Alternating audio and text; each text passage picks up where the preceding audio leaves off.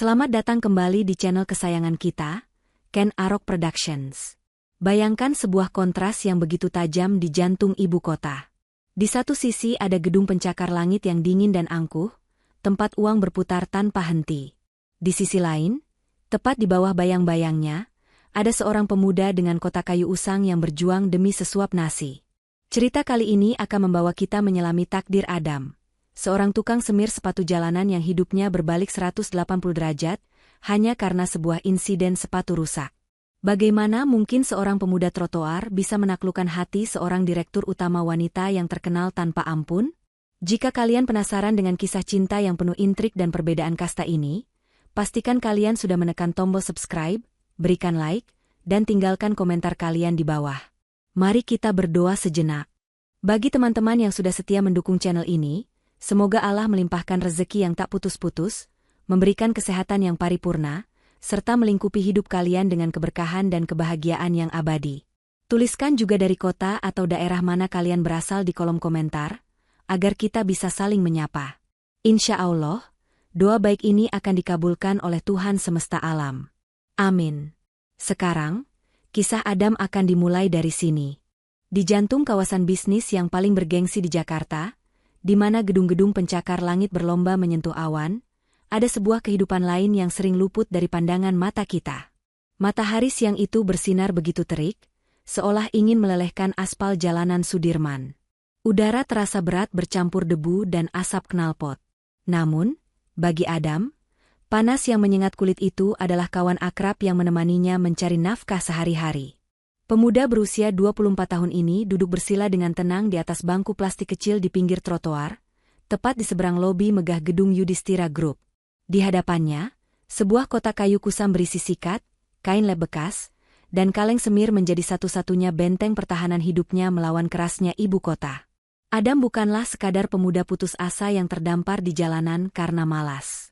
Di balik pakaian kaos oblongnya yang sederhana dan keringat yang membasahi pelipis, tersimpan otak yang encer. Ia adalah lulusan terbaik dari sebuah sekolah kejuruan di kampung halamannya, dengan nilai matematika yang nyaris sempurna. Seharusnya, ia kini duduk di bangku kuliah, mengejar mimpi menjadi seorang profesional. Namun, realitas ekonomi yang pahit memaksanya mengubur mimpi itu dalam-dalam demi membiayai sekolah adiknya. Adam tidak mengeluh. Baginya, trotoar ini adalah kantornya, dan setiap pasang sepatu yang mampir adalah klien yang harus ia layani dengan dedikasi penuh. Dari posisinya yang rendah di pinggir jalan, Adam memiliki sudut pandang yang unik tentang dunia. Ia tidak melihat wajah orang-orang kaya yang berlalu lalang dengan angkuh, ia melihat sepatu mereka. Adam memiliki filosofi tersendiri bahwa sepatu adalah cerminan jiwa yang paling jujur. Sepatu kulit yang mengilap dan terawat menandakan seseorang yang disiplin dan ambisius. Sepatu mahal yang berdebu dan solnya miring menunjukkan seseorang yang mungkin kaya raya namun hidupnya berantakan dan penuh masalah. Setiap pagi, ia menyaksikan ratusan pasang kaki melangkah terburu-buru masuk ke dalam mulut gedung Yudhistira Group, seolah-olah waktu sedang mengejar mereka dengan parang. Di antara ribuan wajah yang samar dan langkah kaki yang tergesa-gesa, ada satu sosok yang sudah dihafal Adam di luar kepala. Sosok itu adalah Anjani, sang ratu di Menara Gading Yudhistira Group. Setiap pagi, tepat pukul 7:15, sebuah sedan hitam mengilap akan berhenti di depan lobi. Dari dalamnya, turunlah wanita itu. Anjani selalu tampil sempurna, dengan setelan kerja mahal yang tidak pernah kusut dan wajah dingin yang jarang sekali tersenyum. Adam sering memperhatikannya dari kejauhan, membayangkan beban seberat apa yang dipikul oleh bahu yang terlihat rapuh itu di dalam gedung yang dingin. Bagi Adam, Anjani dan gedung kaca itu adalah dunia yang tak tersentuh. Sebuah fata morgana yang indah namun mustahil untuk digapai oleh tangan yang berlumuran noda semir sepertinya. Ia tidak pernah berharap lebih selain menjadi penonton setia dari seberang jalan. Namun, Adam tidak pernah menyangka bahwa takdir memiliki selera humor yang unik, dan hari ini, batas tegas antara trotoar panas dan lobi dingin itu akan runtuh seketika tepat di depan matanya. Pagi itu, atmosfer di sekitar kawasan Sudirman terasa jauh lebih mencekam dari biasanya. Setidaknya itulah yang dirasakan oleh Anjani di dalam kabin sedan mewahnya yang kedap suara. Hari ini adalah hari penentuan. Di tangannya, tergenggam erat tablet berisi materi presentasi yang nilainya setara dengan anggaran satu provinsi kecil. Anjani, Sang CEO muda yang dikenal dengan julukan wanita besi oleh para kompetitornya, sedang mempertaruhkan reputasi Yudhistira Group di hadapan konsorsium investor asing yang terkenal kritis. Bagi Anjani, penampilan adalah zirah perang. Satu celah kecil saja dalam penampilannya bisa diartikan sebagai ketidaksiapan mental, dan di dunia bisnis yang kejam, persepsi adalah segalanya. Mobil sedan hitam itu melambat dan akhirnya berhenti di pinggir jalan, sedikit melenceng dari area drop-off lobi utama karena antrean kendaraan yang padat. Sopir pribadinya bergegas turun untuk membukakan pintu. Namun Anjani yang pikirannya sedang kalut karena mengejar waktu, memutuskan untuk membuka pintu sendiri dan segera turun. Ia melangkah keluar dengan gerakan tegas yang sudah dilatih bertahun-tahun, siap menaklukkan dunia. Namun, nasib buruk rupanya sedang mengintai tepat di bawah telapak kakinya. Tanpa ia sadari, trotoar tempat ia berpijak memiliki permukaan yang tidak rata, menyembunyikan celah retakan aspal yang tertutup genangan air sisa hujan semalam. Ujung hak sepatu stiletto bermerek Italia kesayangannya, sepatu yang ia yakini membawa keberuntungan, mendarat tepat di celah itu. Bunyi retakan kecil terdengar, namun dampaknya bagi Anjani terasa seperti dentuman meriam. Tubuhnya oleng, keseimbangannya hilang seketika. Ia nyaris tersungkur ke aspal kotor andai tangannya tidak sigap menyambar pintu mobil yang masih terbuka. Jantungnya berdegup kencang, bukan karena rasa sakit di pergelangan kaki, melainkan karena horor yang ia lihat selanjutnya. Hak sepatu sebelah kanannya patah, tergantung menyedihkan dengan sudut yang aneh. Lebih parah lagi, cipratan lumpur hitam pekat dari genangan air itu kini menodai bagian depan sepatu kulit berwarna krim miliknya yang semula suci tanpa celah. Waktu seolah berhenti. Anjani terpaku menatap kakinya sendiri dengan wajah memucat. Jarum jam di tangannya terus berdetak, mengingatkan bahwa rapat penting itu akan dimulai kurang dari 15 menit lagi. Ia tidak mungkin masuk ke ruang rapat dengan menyeret kaki seperti orang pincang, apalagi dengan sepatu yang kotor. Itu adalah bunuh diri profesional. Kepanikan mulai merayap naik dari perut ke tenggorokannya. Ia tidak membawa sepatu cadangan. Sopirnya tampak bingung dan ketakutan, tidak tahu harus berbuat apa. Di tengah keputusasaan yang memuncak itu, mata Anjani yang berkilat panik menyapu sekeliling, mencari pertolongan apapun. Pandangannya menembus lalu lintas yang padat dan tertuju ke seberang jalan. Di sana, duduk seorang pemuda dengan kotak kayu di pangkuannya. Adam. Pemuda itu sedang duduk tenang, seolah menjadi antitesis dari kekacauan yang sedang Anjani rasakan. Anjani tidak melihat Adam sebagai manusia saat itu, melainkan sebagai satu-satunya skoci penyelamat di tengah badai yang siap menenggelamkan karirnya. Dengan harga diri yang terpaksa dikesampingkan, Anjani tahu ia harus menyeberang ke dunia pemuda itu. Tanpa membuang waktu lagi, Anjani menyeret langkahnya menyeberangi jalan kecil itu, mengabaikan tatapan heran beberapa pejalan kaki yang melihat seorang wanita berpenampilan eksekutif berjalan pincang di trotoar kotor. Ia berhenti tepat di depan Adam. Napasnya sedikit memburu karena campuran panik dan gengsi yang terluka. Adam, yang sedari tadi mengamati kejadian itu dengan tenang, tidak menunjukkan reaksi berlebihan.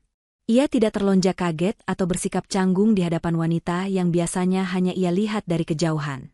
Dengan gerakan santai namun sopan, ia menggeser kotak peralatannya, memberi ruang bagi Anjani untuk meletakkan kakinya yang terluka, seolah ia adalah dokter bedah yang siap menerima pasien gawat darurat di meja operasi. Anjani melepaskan sepatu mahalnya dan menyerahkannya pada Adam dengan tangan gemetar. "Tolong," ucapnya singkat, suaranya terdengar mendesak.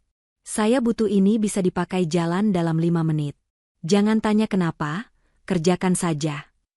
Adam menerima sepatu kulit seharga jutaan rupiah itu dengan kedua tangannya yang kasar dan bernoda hitam. Baginya, tidak ada bedanya antara sepatu direktur atau sepatu tukang ojek. Semuanya adalah objek yang membutuhkan pertolongan. Ia memutar sepatu itu, memeriksa tumit yang patah dan noda lumpur yang mengering dengan tatapan analitis. Kerusakannya cukup parah. Lem bawaan pabrik telah gagal menahan tekanan, dan strukturnya miring. Orang biasa mungkin akan menyerah atau menyarankan untuk membuangnya, tetapi Adam memiliki gudang solusi di kepalanya. Tanpa banyak bicara, Adam mulai bekerja. Gerakan tangannya adalah sebuah pertunjukan efisiensi yang memukau. Pertama, ia mengambil kain lap mikrofiber yang sedikit lembab, membersihkan noda lumpur di bagian depan dengan gerakan memutar yang lembut namun cepat, memastikan tidak ada goresan yang tertinggal pada kulit halusnya. Setelah noda hilang dan kilapnya kembali, ia beralih ke masalah utama, tumit yang patah. Adam merogoh bagian dasar kotak kayunya, mengeluarkan sebuah botol kecil berisi perekat industri yang ia racik sendiri untuk daya rekat maksimal, serta sepotong karet keras bekas ban dalam yang selalu ia simpan. Dengan ketelitian seorang arsitek, ia mengoleskan perekat itu pada titik patahan, lalu menyisipkan potongan karet tipis yang ia potong presisi menggunakan pisau kecil untuk menyeimbangkan kembali sudut kemiringan tumit.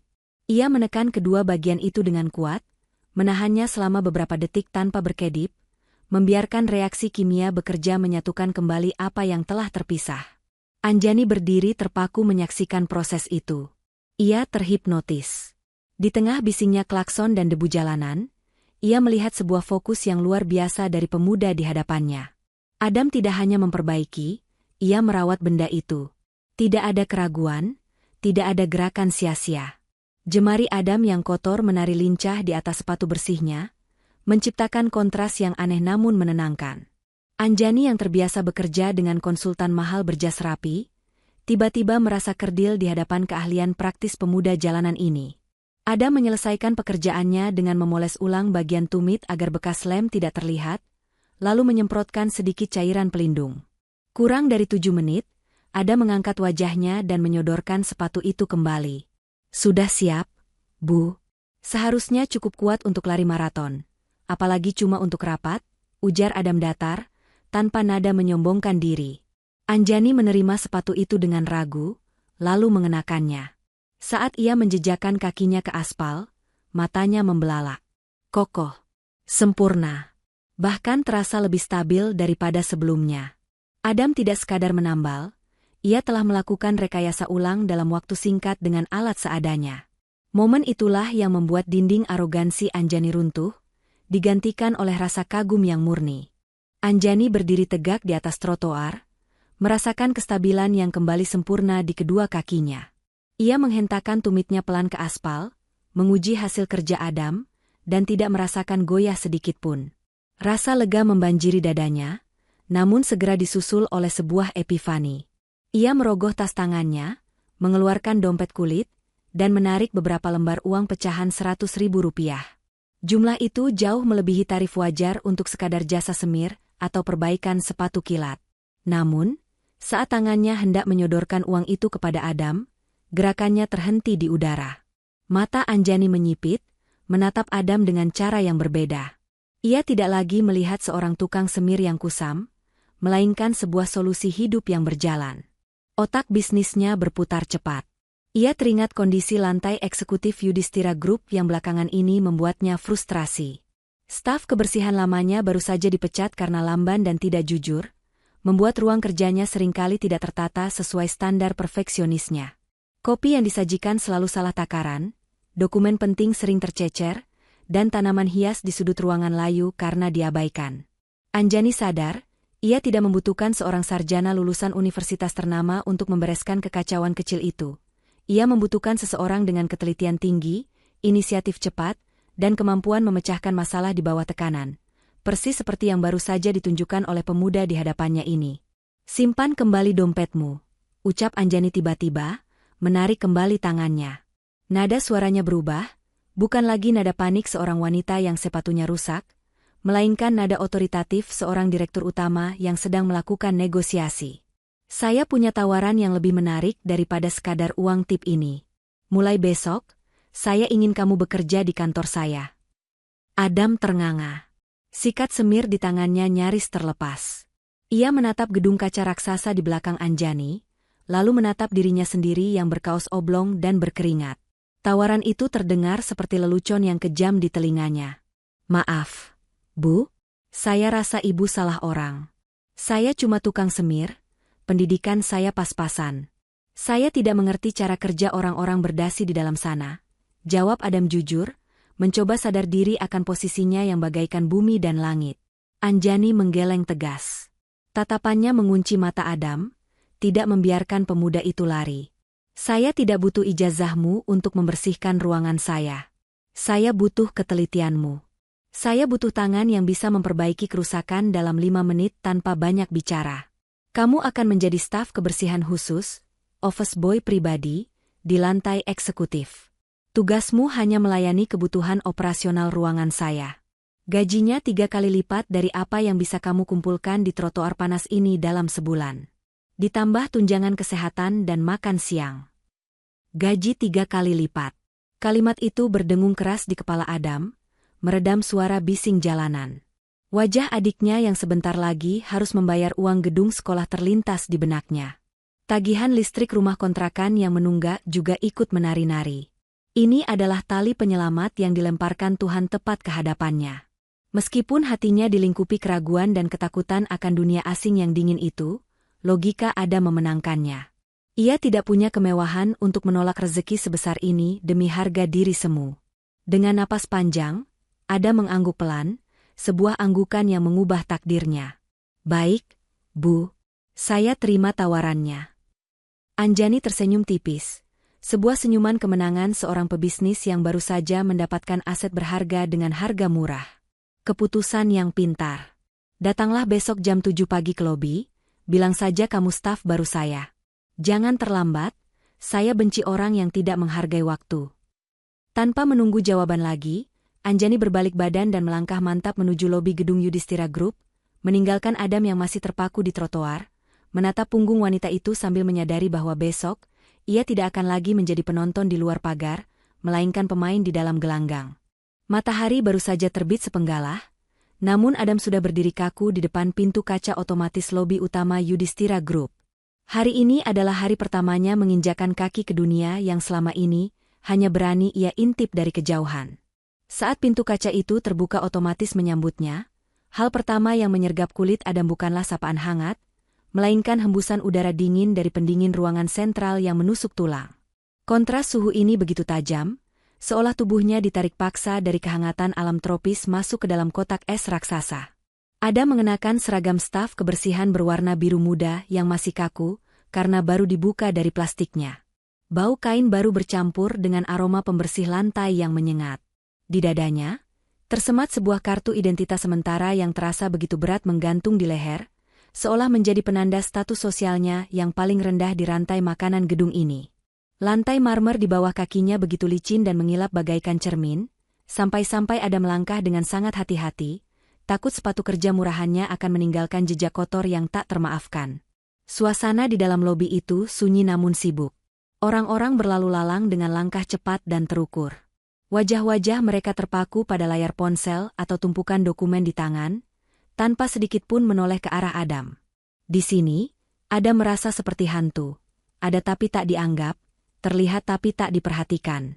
Keheningan di gedung ini terasa mencekam, berbeda jauh dengan hiruk-pikuk jalanan yang jujur dan terbuka. Di sini, setiap senyuman terasa terukur dan setiap sapaan terdengar seperti formalitas belaka. Tugas pertama Adam adalah melapor ke lantai eksekutif di tingkat 25. Saat pintu lift terbuka di lantai tujuan, ia disambut oleh hamparan karpet tebal yang meredam suara langkah kaki, menciptakan suasana yang semakin hening dan mengintimidasi. Namun, ketenangan itu segera pecah. Di ujung lorong, berdiri seorang pria dengan postur tegap, mengenakan setelan jas mahal yang dijahit khusus pas di badan. Rambutnya tertata rapi tanpa celah dengan minyak rambut yang mengilap, dan aroma parfum maskulin yang menyengat mendominasi udara di sekitarnya. Dia adalah Diwa, manajer sumber daya manusia yang memegang kendali atas siapa yang boleh masuk dan keluar dari perusahaan ini. Diwa bukan hanya sekadar manajer. Ia adalah pria ambisius yang sudah lama menaruh hati pada Anjani, menganggap dirinya adalah satu-satunya pangeran yang pantas mendampingi sang ratu di istana ini. Mata Diwa menyipit tajam saat melihat sosok Adam keluar dari lift barang. Ia mengenali wajah itu. Wajah rakyat jelata yang sering ia lihat sekilas dari balik kaca mobil mewahnya saat melintas di depan gedung. Tatapan Diwa penuh dengan penghinaan yang telanjang. Seolah ia baru saja menemukan seekor kecoak yang berani merayap naik ke atas meja makan mewah. Ia melangkah mendekati Adam, sengaja menghalangi jalan menuju ruangan Anjani dengan tubuhnya yang besar. Di belakang Diwa, beberapa staf administrasi mulai berbisik-bisik sambil menutupi mulut, menahan tawa meremehkan. Lihat siapa yang datang. Suara Diwa terdengar rendah, namun gema suaranya cukup keras untuk didengar seluruh ruangan yang sunyi itu. Tukang semir sepatu yang kesasar. Saya dengar Ibu Anjani memungutmu dari jalanan karena kasihan. Dengar baik-baik, anak jalanan. Ini bukan trotoar tempat kamu bisa duduk santai sambil merokok dan menggoda orang lewat. Ini adalah lantai eksekutif, jantung dari Yudhistira Group. Satu kesalahan kecil, satu noda debu tertinggal di meja, saya pastikan kamu akan ditendang kembali ke aspal panas tempat asalmu sebelum matahari terbenam hari ini. Kata-kata itu menusuk harga diri Adam lebih tajam daripada sikat kawat yang digosokkan ke kulit. Darah muda Adam mendidih, ingin rasanya ia membalas tatapan sombong itu. Namun, bayangan wajah adiknya dan janji gaji 3 kali lipat menahan lidahnya. Adam hanya menunduk, mencengkeram erat gagang sapu di tangannya, hingga buku-buku jarinya memutih. Ia tahu, melawan Diwa saat ini sama saja dengan bunuh diri konyol. Ia ada di sini bukan untuk mencari musuh, melainkan untuk bekerja. Adam memilih menelan hinaan itu bulat-bulat, menjadikannya bahan bakar dalam diam untuk membuktikan bahwa Diwa salah besar. Ia mengangguk pelan, lalu berjalan minggir melewati Diwa tanpa mengucapkan sepatah kata pun, memulai hari pertamanya di neraka berpendingin udara itu dengan tekad yang membara di dada. Hari-hari pertama Adam di lantai eksekutif Yudhistira Group bukanlah sekadar rutinitas menyapu debu atau mengepel lantai marmer hingga mengilap. Bagi mata Adam yang jeli dan terbiasa mengamati detail di jalanan, ruangan kerja Anjani adalah sebuah peta emosi yang rumit dan penuh tekanan. Ia memperhatikan bagaimana sang direktur utama sering memijat pelipisnya saat jam dinding merangkak ke angka 2 siang, atau bagaimana tumpukan berkas di sisi kiri meja selalu membuatnya menghela napas panjang penuh beban. Namun, satu hal yang paling mencolok perhatian Adam adalah hubungan cinta dan benci Anjani dengan kopi. Sudah 3 kali dalam minggu itu, Adam melihat Anjani memerintahkan sekretarisnya untuk membuang kopi mahal yang baru saja dibeli dari kafe ternama di lobi bawah. Terlalu manis, terlalu encer, atau aroma susunya yang terlalu dominan hingga menutupi rasa asli biji kopi. Anjani adalah seorang perfeksionis sejati, dan ketidakmampuan mendapatkan secangkir kopi yang layak tampaknya menjadi kerikil tajam yang merusak suasana hatinya seharian. Siang itu, ketegangan di ruangan mencapai puncaknya. Anjani sedang menghadapi laporan keuangan kuartal yang merah, dan ia membutuhkan asupan kafein segera untuk menjaga kewarasannya. Dengan nada tinggi yang membuat staf di luar ruangan gemetar, ia meminta kopi lagi, mengancam akan memotong gaji siapapun yang membawakannya, air gula, yang tidak bisa diminum. Adam, yang sedang membersihkan kaca jendela di sudut ruangan, memberanikan diri mengambil langkah berisiko. Ia tidak berjalan menuju mesin kopi otomatis canggih buatan Italia yang ada di pantry kantor. Sebaliknya, ia membuka loker pribadinya dan mengeluarkan sebuah toples kaca kecil yang ia bawa dari rumah. Isinya adalah bubuk kopi Robusta kampung yang digiling kasar dan potongan gula aren asli. Adam ingat betul, 2 hari yang lalu saat sedang membersihkan sela-sela sofa tamu, ia sayup-sayup mendengar Anjani menelepon ibunya dengan nada lelah. Dalam percakapan itu, Anjani mengeluhkan betapa ia merindukan kopi tubruk buatan rumah yang jujur, kopi yang tidak neko-neko dan menenangkan, bukan kopi penuh drama seperti di Jakarta. Dengan takaran yang sudah ia perhitungkan menggunakan instingnya, air panas 90 derajat, 1 sendok teh penuh bubuk kopi, dan serutan tipis gula aren, Adam meracik minuman itu dengan hati-hati di gelas keramik sederhana. Ia tidak mengaduknya terlalu kencang agar ampasnya mengendap sempurna dan aromanya tetap terjaga. Saat ia meletakkan cangkir itu di meja kerja Anjani, uap panasnya mengepul membawa aroma tanah yang khas dan manis karamel yang hangat, aroma yang sangat berbeda dengan bau artifisial kafe modern. Anjani menatap cangkir itu dengan tatapan skeptis, lalu melirik Adam tajam seolah bertanya apakah ini lelucon. Namun, begitu ia mendekatkan bibir cangkir dan menyesap cairan hitam itu, raut wajah tegang yang mendominasi hari itu perlahan mencair. Matanya terpejam sesaat, meresapi rasa pahit yang pas berpadu dengan manis gurih yang lembut di lidah. Itu adalah rasa yang ia cari selama ini. Rasa rumah yang hilang. Anjani meletakkan cangkir itu perlahan, lalu menatap Adam dengan pandangan yang benar-benar baru. Bukan sebagai atasan kepada bawahan, melainkan sebagai manusia kepada manusia lain yang mengerti kebutuhan jiwanya. Kamu tahu dari mana saya suka kopi dengan racikan seperti ini? Tidak ada yang pernah menyajikannya di kantor ini. Tanya Anjani pelan, nada suaranya terdengar jauh lebih lunak, hampir tidak percaya. Adam tersenyum sopan sambil memeluk nampan di dadanya. Saya ingat ibu pernah bilang di telepon kalau kopi Jakarta terlalu banyak kepalsuan, ibu rindu kopi yang sederhana dan kuat. Jadi saya buatkan kopi kampung, Bu. Tanpa mesin, cuma pakai perasaan. Untuk pertama kalinya dalam minggu yang melelahkan itu, seulas senyum tipis namun tulus terbit di wajah Anjani. Senyuman itu membuat wajah dinginnya terlihat jauh lebih manusiawi dan cantik. Di detik itu, tembok tebal yang memisahkan sang CEO di Menara Gading dan tukang semir sepatu itu mulai retak, memberi celah bagi sebuah kedekatan emosional yang tak terduga. Malam semakin larut, dan hujan badai mulai mengguyur kota Jakarta dengan beringas. Dinding kaca di lantai 25 gedung Yudhistira Group bergetar pelan dihantam angin kencang, menciptakan irama yang mencekam. Jam digital di dinding sudah menunjukkan pukul 11 malam. Sebagian besar lampu di gedung pencakar langit itu sudah padam, menyisakan satu ruangan yang masih terang benderang, ruangan Anjani. Di sana, sang direktur utama sedang berperang sendirian melawan kecemasannya. Besok adalah hari penghakiman. Presentasi untuk investor asing yang akan menentukan nasib perusahaan selama 5 tahun ke depan harus ia sampaikan dengan sempurna. Namun, semakin Anjani berusaha menghafal, materi di kepalanya justru semakin kusut. Kata-katanya berbelit, angka-angka statistik berhamburan tanpa makna, dan rasa percaya dirinya perlahan terkikis oleh kelelahan mental yang akut. Ia mondar-mandir gelisah, berbicara sendiri pada dinding kosong, lalu mengacak rambutnya frustrasi. Anjani butuh pendengar. Ia butuh seseorang yang nyata, bukan sekadar bayangan di cermin, untuk memantulkan argumennya agar terdengar masuk akal. Adam, yang malam itu mendapat tugas lembur untuk membersihkan ruang arsip di ujung lorong, melihat pintu ruangan Anjani yang masih sedikit terbuka. Ia melihat wanita itu nyaris menangis karena putus asa. Tanpa pikir panjang, Anjani yang melihat bayangan Adam melintas membawa kain pel, langsung memanggilnya masuk. Bukan sebagai bawahan untuk disuruh-suruh, tetapi sebagai telinga manusia yang sangat ia butuhkan saat itu juga. Duduk di sana, Adam, perintah Anjani dengan suara parau, menunjuk sofa kulit panjang di sudut ruangan. Jangan bicara, jangan menyela, dan jangan bertanya. Saya hanya butuh kamu duduk diam dan mendengarkan. Anggap saja saya sedang mendongeng padamu. Adam menurut. Ia meletakkan alat kebersihannya di lantai, lalu duduk tegak dengan sikap sopan. Anjani mulai berbicara. Awalnya kaku dan terbata-bata, namun perlahan ia menemukan ritmenya kembali.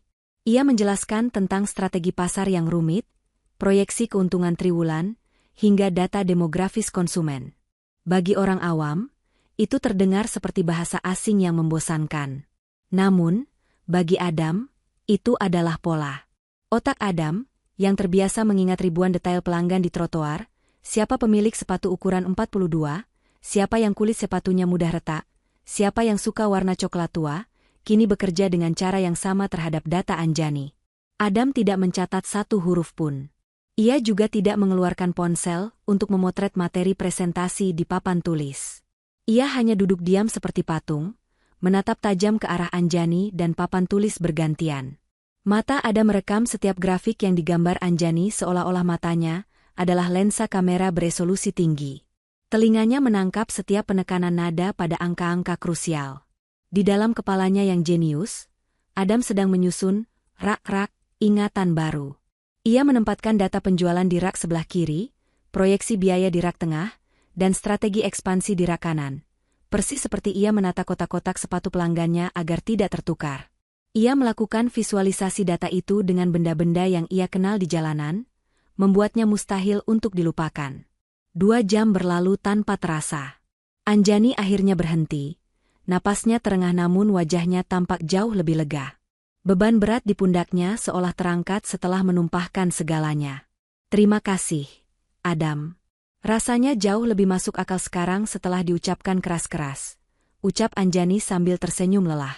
Adam mengangguk hormat, lalu pamit undur diri untuk mengejar bus malam terakhir. Anjani sama sekali tidak menyadari satu hal fatal malam itu. Ia mengira Adam hanya mendengarkan sambil lalu. Ia tidak tahu bahwa pemuda lulusan SMK di hadapannya itu baru saja menyalin seluruh isi presentasi rahasia perusahaan ke dalam memori fotografis di otaknya, sebuah cadangan data hidup yang kelak akan menjadi satu-satunya senjata penyelamat saat bencana datang esok hari.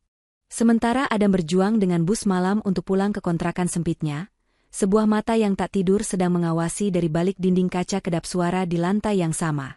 Diwa, sang manajer sumber daya manusia, berdiri tegak menghadap jendela, memandang kelap-kelip lampu Jakarta dengan rahang yang mengeras.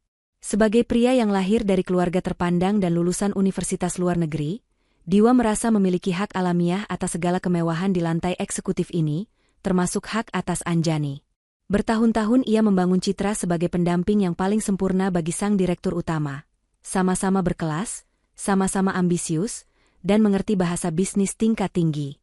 Namun, kehadiran Adam, si tukang semir yang dipungut dari trotoar berdebu itu, bagaikan duri dalam daging yang terus meradang. Diwa tidak buta. Sebagai orang HRD yang terlatih membaca perilaku manusia, ia melihat perubahan kecil namun signifikan pada Anjani. Wanita yang biasanya sedingin es kutub itu kini mulai mencair. Diwa melihat bagaimana sudut bibir Anjani terangkat membentuk senyum tipis saat ada membawakan kopi di pagi hari, atau bagaimana tatapan matanya melembut saat berbincang tentang hal-hal remeh dengan pemuda itu.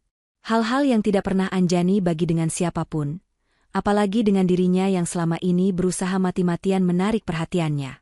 Bagi Diwa, ini bukan lagi sekadar masalah pelanggaran standar operasional perusahaan. Ini adalah penghinaan pribadi yang menyakitkan. Bagaimana mungkin seorang lulusan terbaik sepertinya bisa kalah pamor dengan pemuda bau matahari yang bahkan mungkin tidak tahu cara menyimpulkan dasi dengan benar? Kecemburuan itu perlahan bermutasi menjadi kebencian yang membakar akal sehatnya.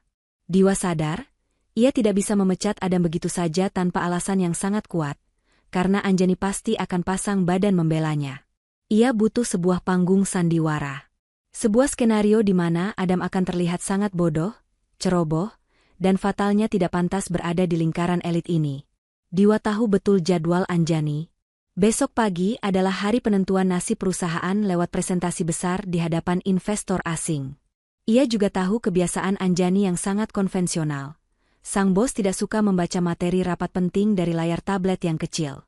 Anjani adalah tipe orang yang harus memegang fisik dokumen, membalik halaman kertas, dan merasakan tekstur laporan di tangannya untuk merasa percaya diri. Di sanalah celah kehancuran itu berada. Otak licik Diwa mulai merajut rencana jahat. Ia akan menghancurkan momen terpenting dalam karir Anjani, dan ia akan memutarbalikkan fakta sedemikian rupa sehingga jari telunjuk semua orang akan mengarah tepat ke wajah polos Adam. Adam adalah target yang mudah. Dia miskin, dia tidak berpendidikan, dan dia adalah orang luar. Siapa yang akan percaya padanya? Nikmati malam terakhirmu tidur nyenyak, Adam, gumam Diwa pelan sambil mengetukkan jari telunjuknya di meja mahoni yang dingin. Matanya berkilat penuh kelicikan, seperti predator yang sudah mengunci mangsanya dan siap menerkam saat fajar menyingsing esok hari. Pagi yang dinanti dengan penuh kecemasan pun akhirnya tiba. Matahari belum tinggi benar ketika suasana di ruang rapat utama lantai 25 sudah terasa begitu sakral dan mencekam. Meja panjang dari kayu mahoni tua telah dipoles hingga mengilap bagaikan cermin, kursi-kursi kulit ditata dengan presisi militer, dan mesin proyektor telah mendengung halus, siap menunaikan tugasnya. Adam, yang datang jauh lebih pagi dari siapapun, mendapat tugas krusial untuk mempersiapkan panggung pertempuran ini. Ia dipercaya menata 3 rangkap dokumen presentasi asli di meja utama. Dokumen-dokumen itu adalah nyawa dari rapat hari ini, berisi grafik pertumbuhan dan data rahasia perusahaan yang telah dicetak di atas kertas kualitas terbaik.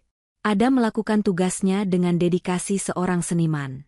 Ia menyusun berkas-berkas tebal itu dengan sangat rapi, memastikan setiap sudutnya sejajar dengan tepi meja, tidak ada satupun kertas yang terlipat atau miring. Setelah memastikan semuanya sempurna dan simetris, Adam melangkah keluar sebentar menuju dapur kantor untuk mengambil botol air mineral dingin bagi para tamu kehormatan yang sebentar lagi akan datang. Lorong sepi, dan itulah momen celah waktu yang ditunggu oleh sang pemangsa. Dari balik pilar beton yang kokoh, Diwa melangkah cepat masuk ke ruang rapat yang kosong.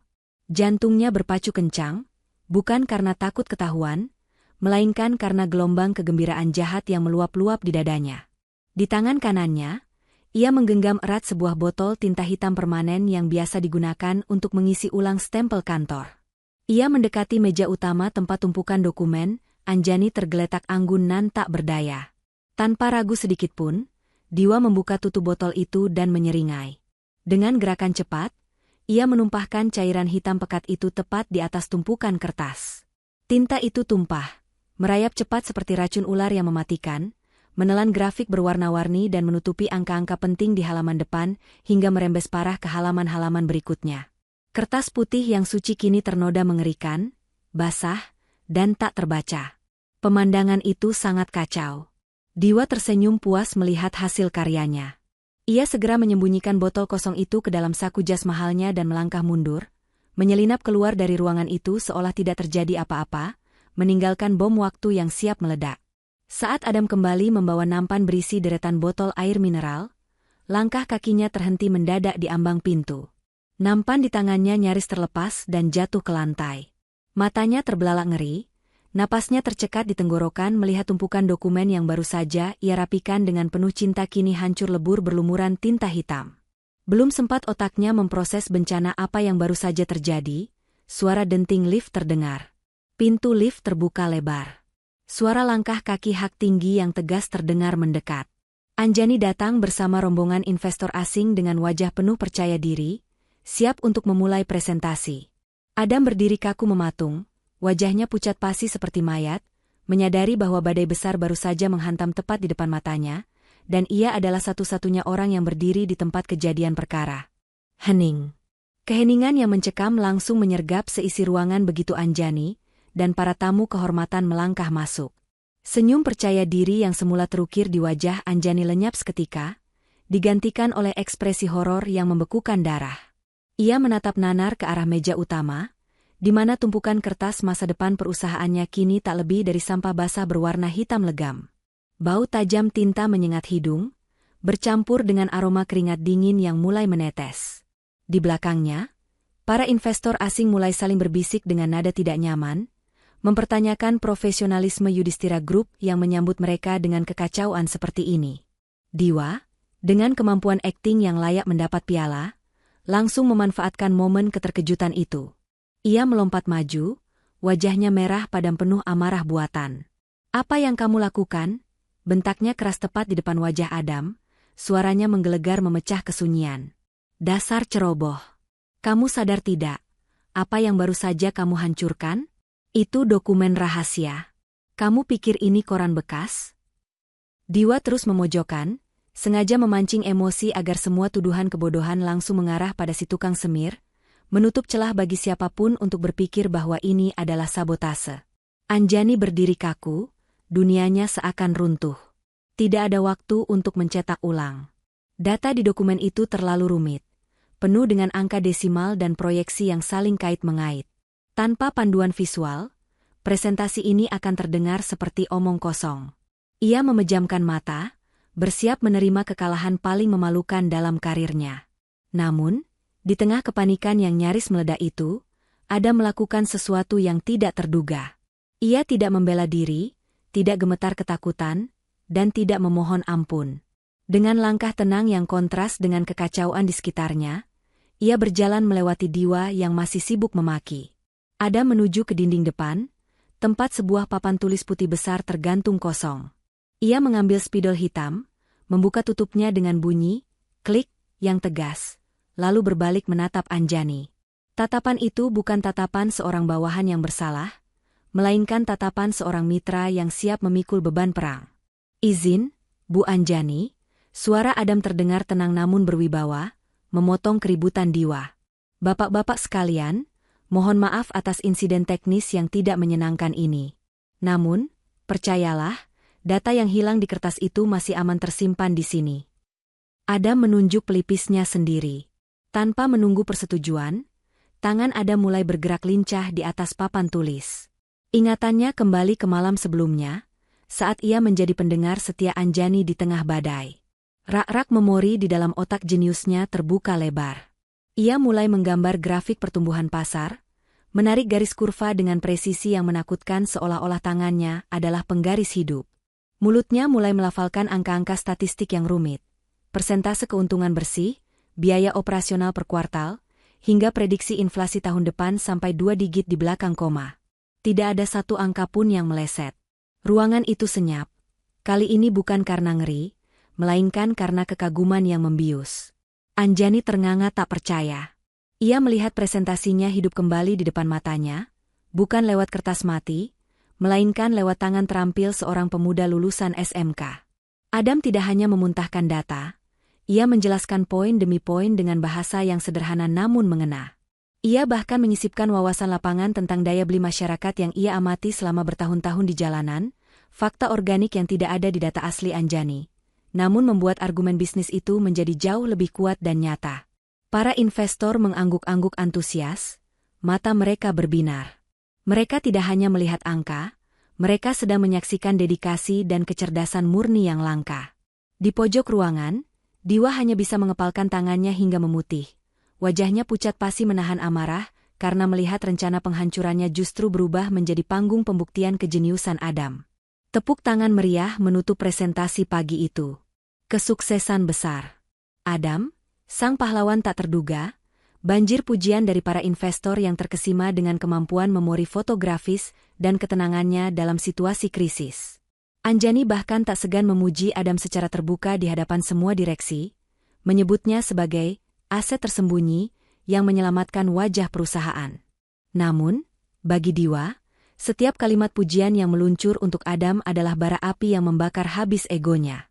Ia berdiri di pojok ruangan dengan senyum palsu yang kaku, sementara hatinya mendidih oleh dendam. Rencana pertamanya gagal total, malah menjadi panggung bagi Adam untuk bersinar. Diwa sadar, ia tidak bisa lagi menyerang kompetensi Adam. Ia harus menyerang sesuatu yang jauh lebih rapuh dan sulit dibuktikan, moralitasnya.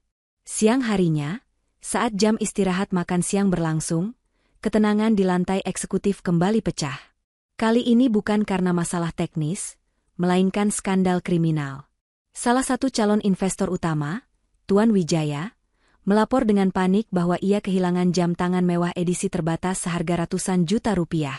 Jam itu, menurut pengakuannya, sempat ia lepas sebentar di wastafel toilet VIP saat mencuci tangan. Diwa, yang sejatinya adalah dalang di balik hilangnya jam tersebut, langsung mengambil alih panggung komando. Dengan wajah pura-pura prihatin dan tegas, ia memerintahkan kepala keamanan untuk menutup semua akses keluar masuk lantai tersebut. Kita harus profesional, seru Diwa lantang, matanya melirik licik ke arah Adam yang sedang membereskan sisa kotak makan siang di pantry. Prosedur standar keamanan harus dijalankan. Tidak peduli siapa dia, semua tas karyawan harus diperiksa sekarang juga. Kejahatan seringkali dipicu oleh desakan kebutuhan ekonomi yang mendesak, bukan? Kalimat berbisa itu jelas ditujukan untuk menyudutkan Adam sebelum bukti apapun ditemukan, membangun narasi bahwa miskin sama dengan kriminal.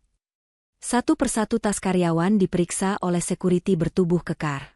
Suasana tegang mencekam. Ketika giliran tas ransel lusuh milik Adam diletakkan di atas meja pemeriksaan, semua mata tertuju ke sana. Tas itu terlihat kontras dengan tas-tas kulit bermerek milik karyawan lain.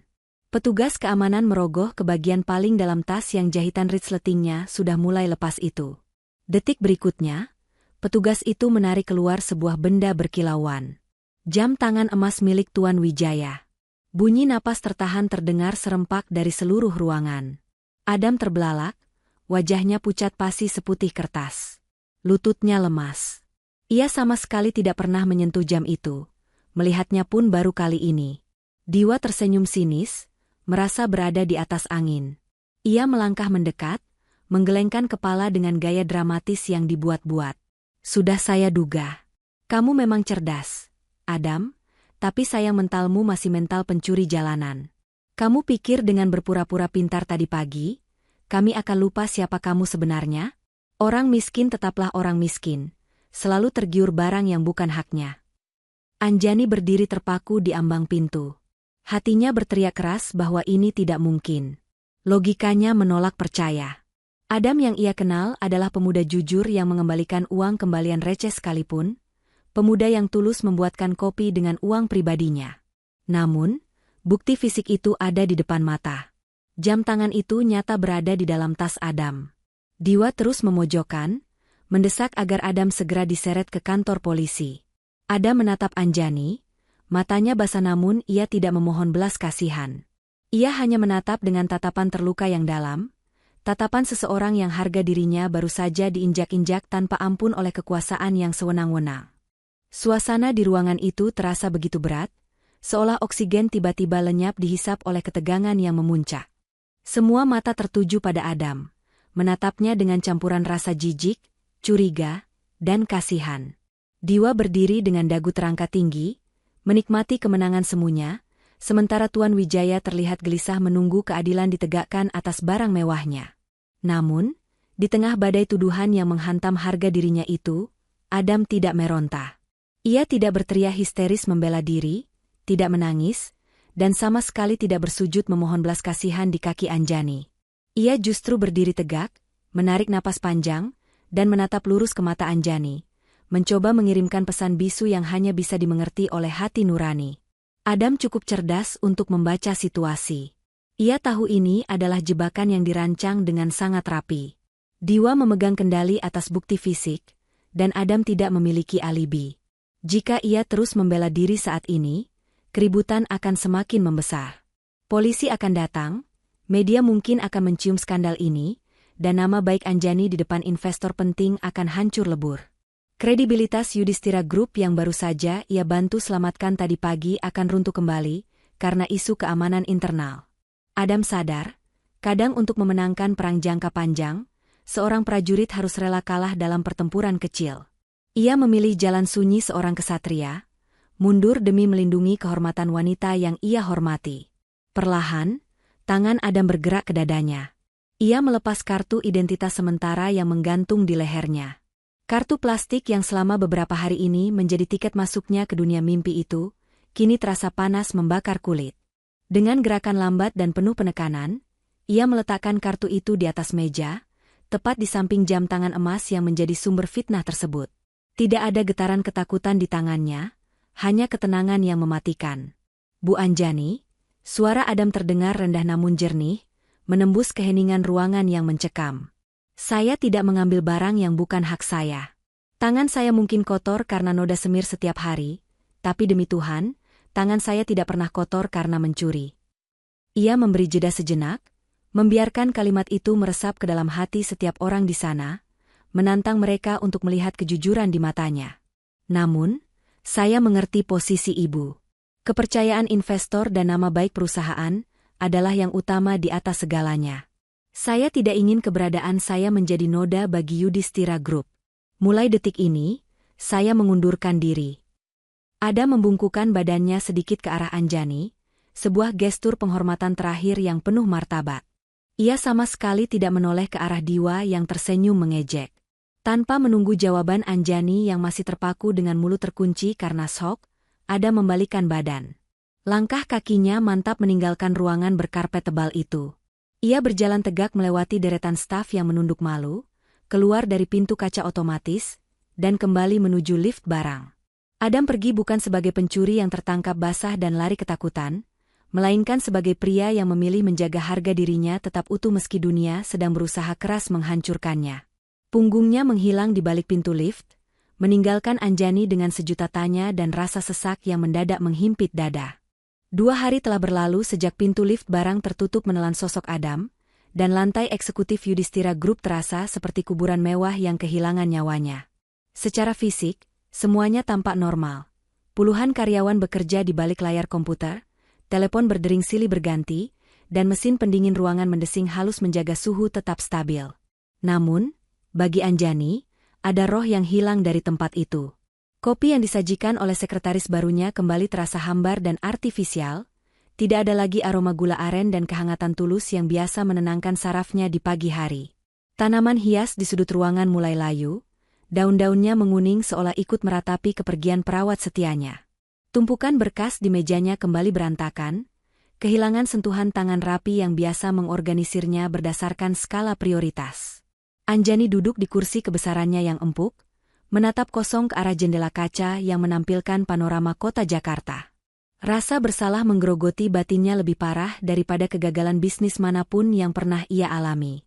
Logika bisnisnya mungkin dipaksa menerima bukti fisik jam tangan yang ditemukan di tas itu, tetapi hati nuraninya berteriak keras menolaknya.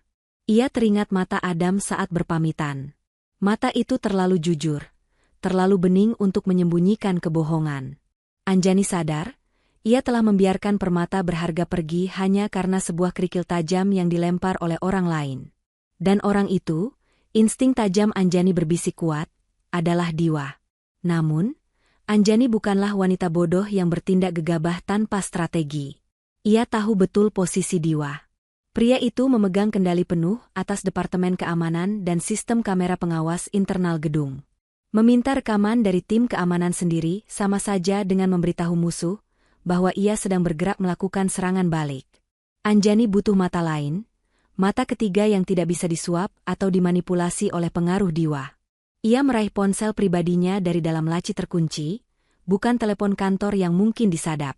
Jari-jarinya dengan cepat mencari kontak seorang kenalan lama, Pak Heru, kepala pengelola gedung pencakar langit yang berdiri tepat di seberang jalan, gedung yang memiliki jembatan pandang langsung ke arah jendela-jendela besar lantai eksekutif Yudhistira Group. "Halo, Pak Heru? Ini Anjani."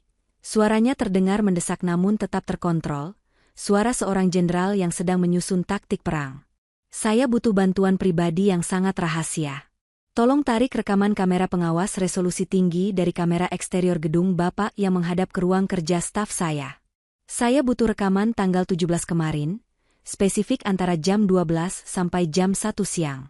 Saya sedang mencari kebenaran yang mungkin sengaja disembunyikan dari mata kita semua." Anjani menutup telepon dengan tangan yang sedikit gemetar. Ia menarik napas panjang, menatap tajam ke arah pintu ruangannya. Ia bertekad, jika dugaannya benar, ia tidak hanya akan membersihkan nama baik Adam, tetapi ia akan memastikan siapapun yang berani bermain api di kerajaannya akan terbakar habis tanpa sisa. Penyelidikan sunyi sang direktur utama telah dimulai.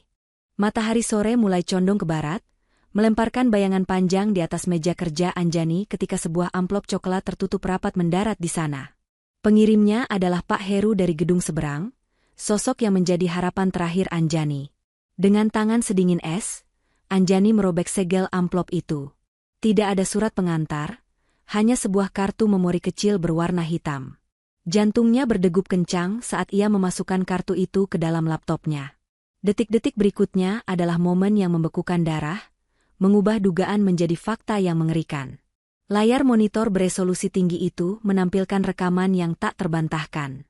Lensa kamera zoom jarak jauh dari gedung seberang berhasil menangkap aktivitas di dalam ruang kerja staf Yudhistira Group melalui jendela kaca yang besar.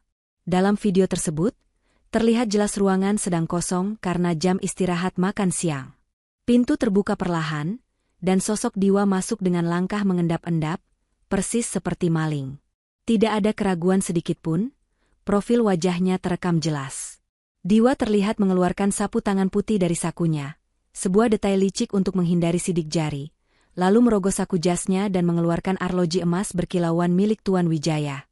Dengan gerakan cepat dan senyum menyeringai yang membuat perut Anjani mual, Diwa memasukkan jam mahal itu ke dalam tas ransel lusuh milik Adam yang tergeletak di bawah meja. Itu bukan wajah seorang rekan kerja profesional. Itu adalah wajah seorang sosiopat yang menikmati kehancuran orang lain. Amarah Anjani tidak meledak dalam teriakan histeris, melainkan memadat menjadi dingin yang mematikan. Ia segera menekan tombol interkom, suaranya tenang namun tajam seperti silet. Ia memanggil seluruh jajaran direksi dan komisaris untuk rapat darurat saat itu juga. Diwa, yang masuk ruang rapat dengan langkah angku dan wajah penuh percaya diri seolah ia adalah raja kecil, tidak menyadari bahwa itu adalah langkah terakhirnya di perusahaan ini. Di hadapan meja panjang yang dikelilingi para petinggi yang bingung, Anjani tidak membuang waktu untuk basa-basi. Tanpa satu kata pun, ia memutar rekaman itu di layar besar proyektor. Ruangan menjadi sunyi senyap. Saking sunyinya hingga suara pendingin ruangan terdengar seperti raungan. Wajah Diwa berubah drastis. Dari merah padam karena marah, menjadi pucat pasi seperti mayat dalam hitungan detik. Keringat dingin sebesar biji jagung mengucur deras di pelipisnya. Bukti itu terlalu telanjang, terlalu nyata untuk disangkal. Tidak ada alibi yang bisa ia karang, tidak ada kata-kata manis yang bisa menyelamatkannya kali ini. Yudhistira Group dibangun di atas integritas, bukan intrik murahan. Suara Anjani memecah keheningan, menatap Diwa dengan tatapan yang bisa membunuh. Kamu tidak hanya memfitnah orang kecil yang tidak bersalah, Diwa. Kamu juga mencoba mensabotase stabilitas perusahaan ini, hanya demi memuaskan ego pribadimu yang rapuh. Detik ini juga, kamu dipecat dengan tidak hormat. Anjani tidak berhenti di situ. Ia memastikan tim hukum perusahaan memproses Diwa atas tuduhan berlapis. Pencemaran nama baik, perbuatan tidak menyenangkan, dan upaya perusakan properti. Karir cemerlang yang dibangun Diwa bertahun-tahun dengan topeng kepalsuan, hancur lebur dalam sekejap mata karena kesombongannya sendiri. Saat security menyeret Diwa keluar dari ruang rapat, pria itu meronta dan berteriak tidak jelas. Tidak ada satupun mata di ruangan itu yang menaruh simpati. Keadilan telah ditegakkan di Menara Gading itu. Namun, saat pintu tertutup dan ruangan kembali tenang, Anjani merasa hampa. Membersihkan sampah busuk sudah selesai, kini saatnya ia menjemput permata yang telah ia buang. Cahaya matahari sore Jakarta mulai meredup, membiaskan warna jingga keemasan yang memantul indah di dinding-dinding kaca gedung pencakar langit SCBD. Namun, keindahan senja itu sama sekali tidak bisa menenangkan badai yang berkecamuk di dada Anjani. Ia berdiri terpaku di lobi Megah Yudhistira Group, menatap nanar ke arah seberang jalan raya yang padat merayap. Hatinya berdegup kencang, jauh lebih kencang daripada saat ia menghadapi negosiasi bisnis senilai miliaran rupiah. Selama ini, Anjani selalu menjaga jarak aman dengan dunia luar, berlindung nyaman di balik kaca mobil mewah yang gelap dan tembok kantor yang tinggi. Namun hari ini, ia sadar bahwa kebahagiaannya tidak berada di puncak Menara Gading itu, melainkan tertinggal di bawah sana, di tengah debu, asap knalpot, dan bisingnya jalanan ibu kota. Tanpa mempedulikan tatapan bingung resepsionis dan hormat kaku dari staf keamanan, Anjani melakukan hal yang tak pernah ia bayangkan seumur hidupnya. Ia berlari. Anjani berlari keluar dari pintu otomatis, menuruni tangga lobi dengan tergesa-gesa. Ia menyeberangi Jalan Raya Jenderal Sudirman yang sedang padat, mengabaikan klakson motor yang bersahutan memekakan telinga dan teriakan sopir angkutan umum. Gaun kerjanya yang elegan dan sepatu hak tinggi yang ia kenakan tidak lagi menjadi penghalang. Gengsi, status sosial, dan citra, Ratu S, yang selama ini ia junjung tinggi, ia lepaskan begitu saja, terbang terbawa hembusan angin sore yang berdebu. Di sana, di tempat yang sama persis seperti saat pertama kali takdir mempertemukan mereka, Anjani melihatnya. Adam. Pemuda itu kembali duduk di bangku plastik kecilnya, mengenakan kaos oblong sederhana yang warnanya sudah mulai pudar. Ia sedang menunduk, menyemir sepatu kulit milik seorang bapak tua dengan ketelatenan yang sama, seperti saat ia memperbaiki sepatu Anjani. Punggung Adam terlihat sedikit lebih bungkuk dari biasanya, seolah beban ketidakadilan yang ia terima 2 hari lalu masih menggelayuti pundaknya yang tegap. Hati Anjani terasa nyeri, seakan diremas kuat melihat pemandangan itu. Adam tidak pantas berada di sini. Kecerdasannya, kejujurannya, dan ketulusan hatinya terlalu berharga untuk dibiarkan terkubur di trotoar panas ini selamanya. Anjani memperlambat langkahnya saat mendekat, mencoba mengatur napasnya yang terengah-engah. Adam, yang menyadari kehadiran bayangan seseorang di depannya, perlahan mendongakkan kepala. Matanya membelalak kaget, sikat di tangannya berhenti bergerak. Ia tak percaya melihat wanita paling berkuasa di kawasan bisnis itu berdiri di hadapannya dengan wajah berkeringat, rambut sedikit berantakan, dan dada naik turun menahan napas. Bu Anjani, suara Adam terdengar ragu dan pelan, seolah takut ini hanya halusinasi. Sepatu ibu rusak lagi? Anjani menggeleng kuat-kuat, matanya mulai berkaca-kaca menahan tangis. Tanpa ragu sedikit pun, Anjani melakukan gestur yang membuat beberapa pejalan kaki berhenti untuk menonton. Ia menekuk lututnya, berjongkok di atas trotoar yang keras, menyejajarkan tingginya dengan Adam. Ia tidak peduli ujung gaun mahalnya menyapu debu jalanan. Bukan sepatu saya yang rusak, Adam, tapi penilaian saya yang rusak, ucap Anjani dengan suara bergetar, menatap lurus ke mata pemuda itu. Saya sudah tahu semuanya. Saya sudah melihat rekamannya. Diwa sudah dipecat dan akan diproses hukum. Saya minta maaf. Saya minta maaf karena sempat meragukan kejujuranmu. Adam terdiam 1000 bahasa. Ia menatap dalam-dalam mata Anjani, mencari sisa-sisa keraguan, namun yang ia temukan hanyalah penyesalan dan ketulusan yang mendalam. Jangan jadi office boy lagi, lanjut Anjani. Kali ini ia memberanikan diri meraih tangan Adam yang kotor oleh noda hitam semir. Ia menggenggamnya erat, tidak jijik sedikit pun.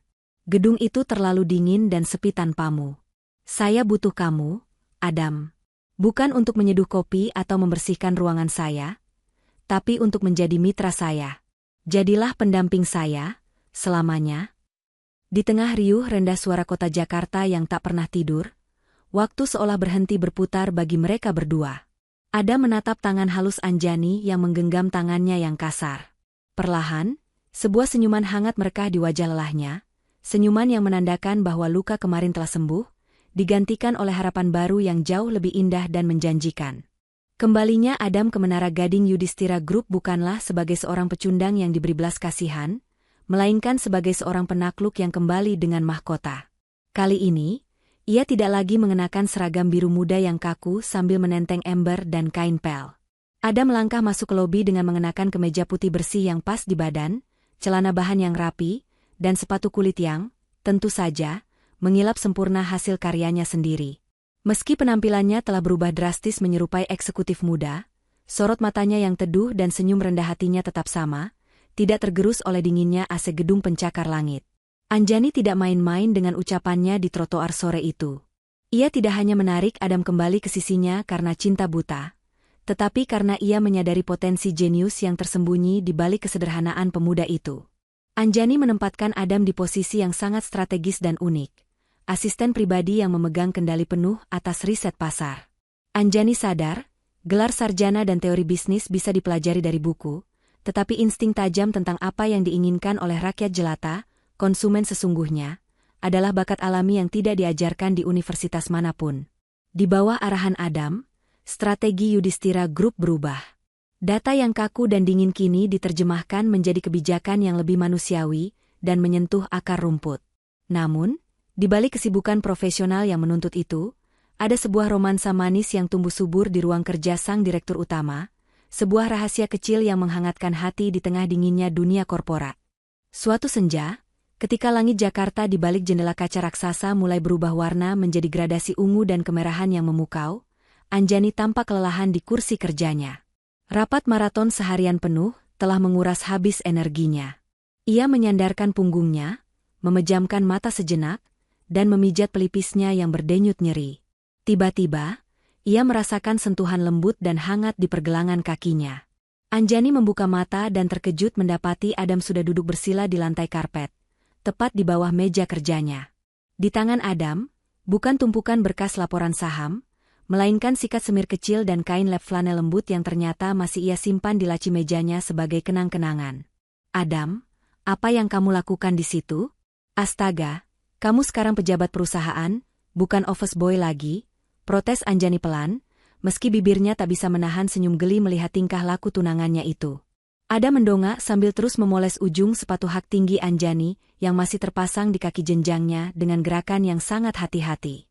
Jabatan di kartu nama boleh berubah, Bu Bos. Tapi tugas untuk merawat langkah orang yang saya cintai, itu adalah pekerjaan seumur hidup. Anggap saja ini terapi relaksasi eksklusif. Fasilitas VIP yang tidak bisa dibeli dengan uang perusahaan.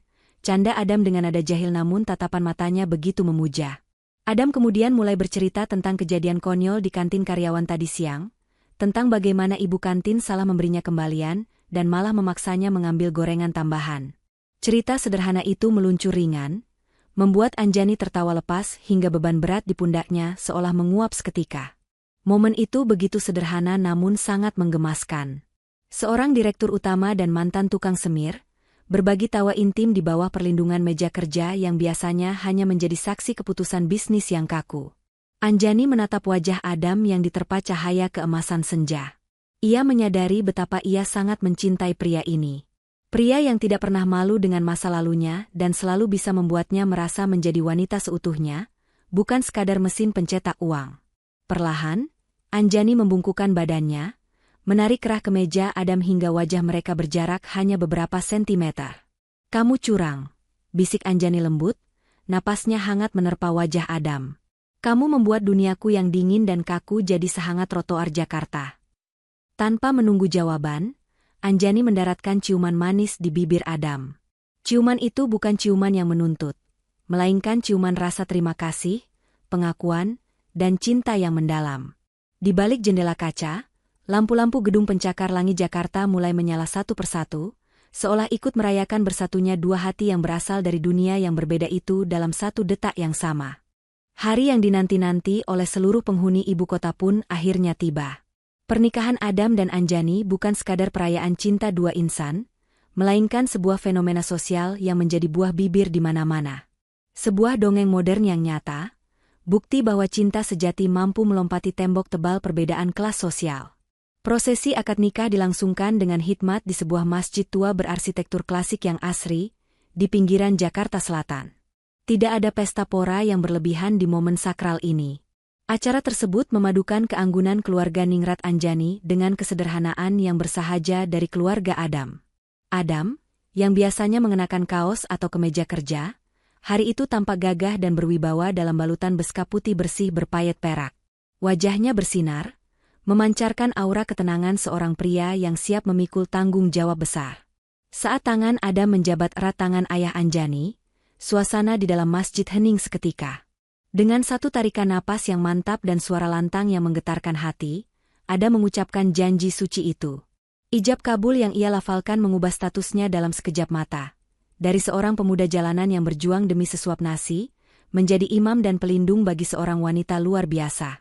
Ketika saksi-saksi menyerukan kata, "Sah," air mata haru tak terbendung menetes di pipi Anjani. Ia menatap suaminya dengan rasa bangga yang membuncah, menyadari bahwa ia telah memilih pria yang tepat. Malam harinya, pasangan pengantin baru ini menginap di Presidential Suite, sebuah hotel bintang 5 termewah di Jakarta. Ruangan itu begitu luas, berlantaikan marmer Italia, dengan pemandangan kelap-kelip lampu kota Jakarta yang terhampar indah di bawah sana bagaikan lautan permata. Namun, kemewahan yang menyilaukan itu justru membuat Adam sedikit salah tingkah. Sifat alaminya yang terbiasa rapi, melayani, dan tidak enak hati kembali muncul karena rasa gugup yang melanda. Saat baru saja masuk ke dalam kamar pengantin yang wangi semerbak bunga lili itu, bukannya duduk santai menikmati suasana, Adam malah sibuk sendiri. Ia membenarkan letak vas bunga di meja yang menurutnya miring 1 cm, meratakan spray tempat tidur yang sedikit kusut, hingga menyusun ulang bantal-bantal sofa agar berbaris presisi. Ini gelas kristalnya kurang simetris. Sayang. Nanti kalau petugas room service masuk, dikira kita tamu yang jorok dan tidak tahu aturan. Gumam Adam polos sambil menggeser gelas di meja minibar dengan wajah serius. Anjani, yang sedang melepas anting-anting berliannya di depan cermin rias, menoleh dan tertawa renyah melihat tingkah laku suaminya. Tawa itu terdengar begitu lepas dan bahagia. Ia berjalan mendekat, langkah kakinya pelan di atas karpet tebal.